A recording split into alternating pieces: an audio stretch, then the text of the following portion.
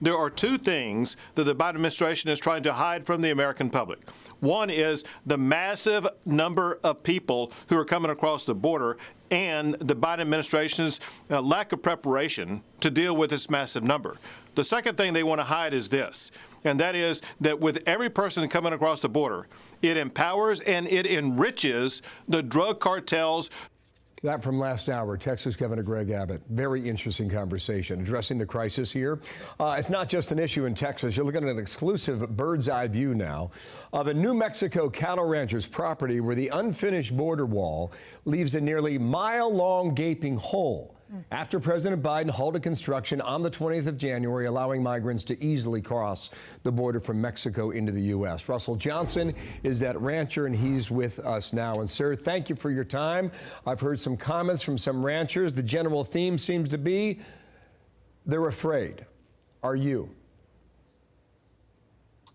Well, you know, living down here on the border, you can't live in fear. But the way everything's going nowadays with the new policies put forth by this administration, it's making things a lot more difficult and a lot more unsafe in our area. Do you have much law enforcement there in your area? I mean, it's a pretty rural part of the country.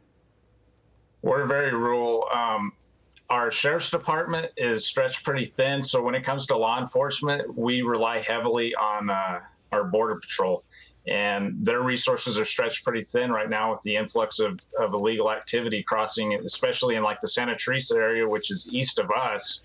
So that's allowing these criminal elements in Mexico to exploit this. And so foot traffic in our area has increased significantly since they halted border wall construction. What was the effect of that when they stopped building the wall there? For you specifically, because that was on your property, right? Correct. We have a 3/4 mile gap and along with another smaller gap, and they're exploiting this. We don't have the unaccompanied minors coming through our area. What we have is a criminal element. A neighbor to our west had Border Patrol apprehend a group of 12 people. They were wearing camouflage and ski masks.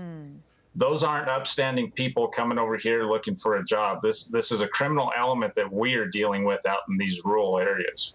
Russell Johnson, we're seeing drone footage of your ranch, which is absolutely stunning and a beautiful place. And no doubt you have so much love for your land. I'm sure you have a lot of livestock there, and you worry for them. Have you seen evidence of any sort of cartel activity or coyote activity on the area, especially with drugs?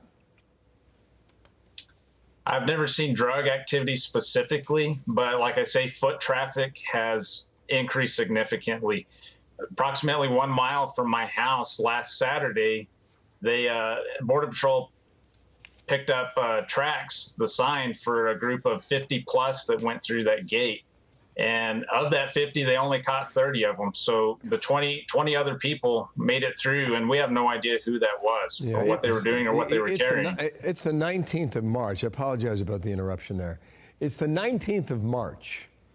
What happens on the 19th of April and the 19th of May, do you think, with this? Well, that's one of our big concerns. As the weather improves here and gets warmer, it's going to make crossing a lot more easier for these people because the elements aren't going to be as bad. So it's going to increase. We're a funneling point. We're the first major gap coming west out of El Paso, Texas, which is approximately 90 miles away. So we're going to have a significant increase of traffic to our area, and it's going to affect the safety of my family, our business, the people of this county. People don't realize this isn't just a border problem. This affects everybody. We're just the first ones that see it. Russell, could I ask you if you hear anything at all from your elected leadership in Washington, D.C.? So senators, congresspeople, or even the new Secretary of Interior? We've been in contact with Representative Yvette Harrell, and her office has been real good about listening to our concerns and trying to help us out with this matter. But other than that, it's been silent. Even our governor doesn't take notice of this issue. And that's what's concerning to me is I have a red state to my west and a red state to the east, that if the federal government doesn't take care of this issue, their state government will. And that's going to push all of their traffic to New Mexico. Good luck to you, Russell. Thanks for sharing your story. Russell Johnson. Stay in touch.